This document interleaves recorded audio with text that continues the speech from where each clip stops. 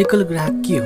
एकल ग्राहक सीमा भनेको एसओएल सिंगल अब्लिगल लिमिट भनेको के हो भनेको एउटा इजाजत प्राप्त संस्था बैंक वित्तीय संस्थाले चाहिँ हैन कुनै आफ्ना ग्राहकहरुको फर्म कम्पनी संस्थालाई चाहिँ समूहलाई अथवा संस्था समूहलाई चाहिँ प्रदान गर्न सक्ने कर्जाको अधिकतम सीमालाई चाहिँ कर्जा प्रदान गर्न सक्ने अधिकतम सीमालाई हामीले चाहिँ एकल ग्राहक सीमा भन्छौँ। एकल ग्राहक